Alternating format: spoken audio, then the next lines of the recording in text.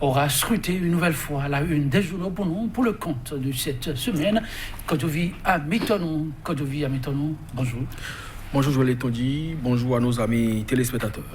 Que proposent nos confrères pour la parution de ce jour?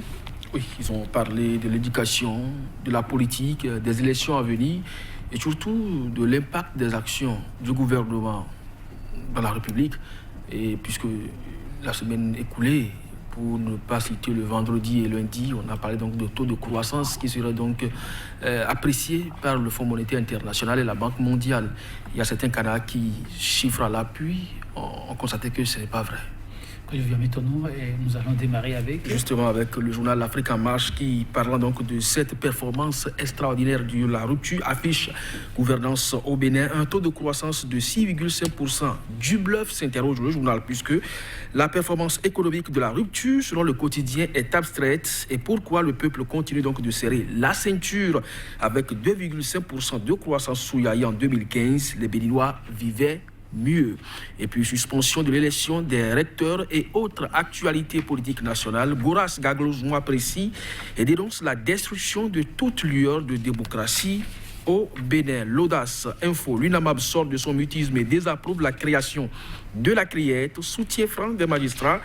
À Sébastien Germain Ajavon constate le canard. Le nouvel observateur cette fois, 28 octobre 2016, 28 octobre 2018, 2 ans déjà, le clash entre ASG et la rupture, retour au cœur de l'intrigue politico-judiciaire. Guerre larvée contre l'opposition et écartement des potentiels candidats pour le scrutin présidentiel 2021 déjà en préparation, c'est une interrogation. Et puis lutte contre la corruption et les crimes économiques sous la rupture, juste un effet de manche, c'est une interrogation également.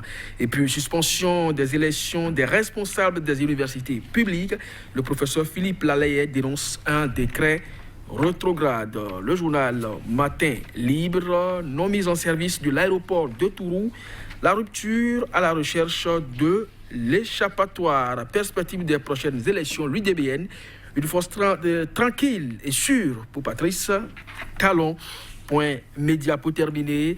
Du devoir de silence, Florent Kouaouzoti dénonce l'embrigadement du débat politique au Bénin. Projet asphaltage, des pas de géant sur maquette, celle de novembre déjà disponible. Et puis Candier environ, une épidémie de conjonctivite printanière sévit actuellement, Joël Tondi. Merci. Kodovi Amitonou, nous allons démarrer avec la première à nous présenter l'Afrique en marche gouvernance au Bénin.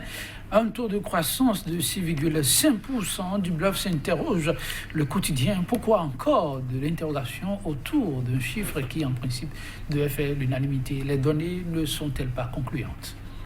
Bon, je ne sais pas, je ne suis pas financier, je ne suis pas statisticien non plus pour apprécier donc les chiffres. Je suis sûr que les jours à venir, par la grâce de Dieu, vous trouverez donc des gens appropriés pour opiner sur cette question. Mais toujours est-il que une croissance de cette nature devait quand même impacter la population. Rien qu'à faire un petit tour dans le marché d'Antokpa, vous réaliserez que plein de boutiques ont déjà mis la clé sous paillasson. Lorsque vous interrogez le citoyen lambda, il vous dira qu'il est difficile d'assurer la pitance. Donc à partir de cet instant, je ne sais véritablement pas si le chiffre 6,5% ne contraste pas avec la réalité du pays. Mais c'est un constat d'ensemble. Les gouvernants savent pourquoi ils agitent ces chiffres, ils savent pourquoi ils mettent les institutions de Bretton Woods donc, au devant donc, de l'actualité pour apprécier la santé économique du pays. Toujours est-il que à l'intérieur, ça ne va pas.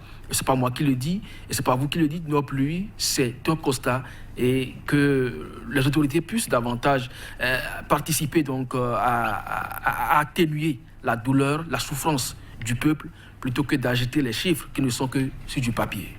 Nouvel observateur Kodovi Amitonou, suspension des élections des responsables dans les universités publiques. Le professeur Philippe Laleye dénonce un décret rétrograde. Il n'y a pas que lui, d'autres ont donné aussi de la voix avec, je lis ici, oui, Goras Gaglozou qui apprécie et dénonce plutôt la destruction de toute lueur de démocratie au Bénin. Les universitaires qui peut-être s'inquiètent trop tôt, non? Vous trouvez? un décret de cette une nature. Réforme pour permettre aux universités de mieux se porter dans leur peau. Quand on maintient sur place un responsable qui aurait même être accusé, par exemple, de fautes graves. C'est ce que ça suppose, parce que ce décret dit jusqu'à nouvel ordre, il n'y a plus d'élection. Ça voudra simplement dire que ceux qui sont aux affaires, qu'ils gèrent bien ou pas, ils sont donc maintenus. Je l'ai tout dit, je crois que sur cette question, nous avons déjà donné notre avis. Il y a quand même à l'université des têtes bien faites, mais qui, aujourd'hui, de par leur prise de position, dérangent. Et on va vers le musulman des universitaires? Je ne veux pas le dire, ce n'est pas mon intention d'ailleurs. Lorsque on permet donc une certaine alternance démocratique au niveau de ces institutions universitaires, ne serait-ce qu'au niveau de l'élection des recteurs, on finira par trouver à cette place-là, la place donc du recteur, cette tête qu'on ne souhaite vraiment pas sentir. Donc à partir de cet instant, il faut arrêter la saignée le plus vite possible. C'est la donne. On trouve toujours les mécanismes pour anticiper les faits, pour ne pas se déranger dans ce que nous faisons. C'est quand même regrettable qu'au lieu de savoir à quelle université, on puisse quand même empêcher, ne serait-ce que l'éclosion des talents. Moi, ça me dérange à ce niveau. Maintenant, si des professeurs d'université, vous parlez de Goras Gaglozon, vous parlez du professeur Laleye, s'ils commencent donc par donner de la voix, peut-être que d'autres voix vont leur emboîter le pas, et pourquoi pas amener peut-être le gouvernement à revoir ce décret, puisque le chef de l'État, je le rappelle encore une fois, il a dit, si on me montre que je me suis trompé, eh bien, je n'hésite pas à rebrousser. Donc, je crois que sur ce point précis, où à l'université, on doit pouvoir donc asseoir la démocratie, donner déjà l'impression à la jeune, parce que c'est à l'université que se forment les cadres de demain. Si on leur donne déjà l'impression que la dictature peut commencer par régner déjà dans un lieu de formation, mais qu'est-ce que vous attendez d'eux quand ils seront au sommet de la République? Ah oui, c'est la grosse interrogation. On attend de voir là où va le gouvernement, pour reprendre l'autre confrère. Alors, le point média. À présent, point média, voilà, deux voix, deux silences. Ça, c'est Florent Kovzotti qui donne de la voix. L'homme dénonce l'embrigadement du débat politique. Le débat politique est-il embrigadé au Bénin? Quand vous prenez par exemple Sébastien Adjavon, le président de l'USL, vous prenez le bras armé de Force Corée pour un Bénin émergent, Djerontin, tout ce beau monde à Taourenouko qui croupit en prison dans des conditions dégradantes aujourd'hui. Allez-y, interrogez sa santé.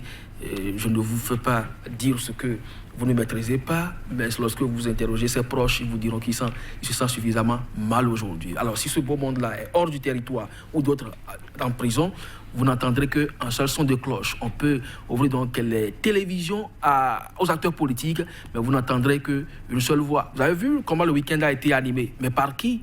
Par des hommes aux côtés du chef de l'État qui, pour fondre dans la dynamique progressiste ou qui, pour aller au niveau de la dynamique républicaine. Donc c'est cela, la vie politique aujourd'hui. Et quand ça participe comme cela à l'animation, Joël Etondi, vous n'entendrez qu'un seul son de tam-tam et vous ne pouvez que danser au même rythme. C'est dommage que la République en soit aujourd'hui à cette réalité, mais malheureusement, on ne peut que faire avec, parce que, on l'a dit, lorsque vous tenez les grands électeurs, lorsque vous tenez les médias, lorsque vous empêchez la compétition, eh bien le boulevard est grandement ouvert. Et je ne sais pas si on n'est pas déjà sur ce boulevard-là.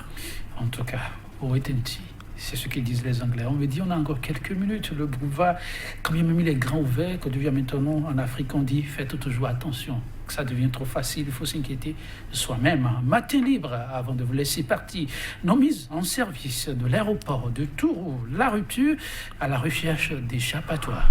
Oui, je crois que cet aéroport a été déjà vidé de ses substances. Des appareils auraient été déjà soutirés pour servir ailleurs. Donc, je ne crois pas que ce soit un sujet aujourd'hui qui préoccupe le gouvernement.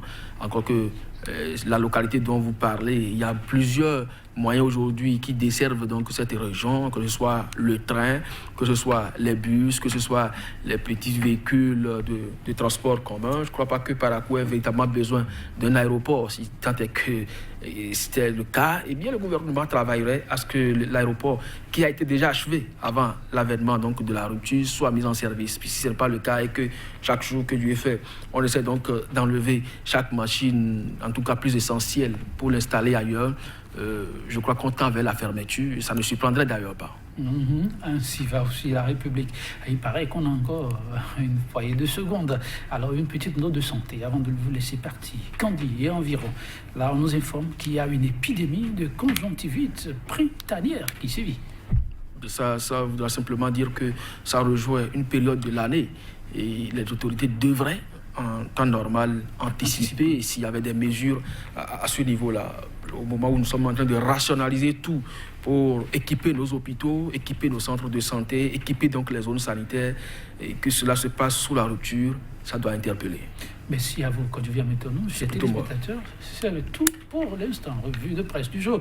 Rendez-vous est pris pour mercredi avec la même disponibilité. Au revoir.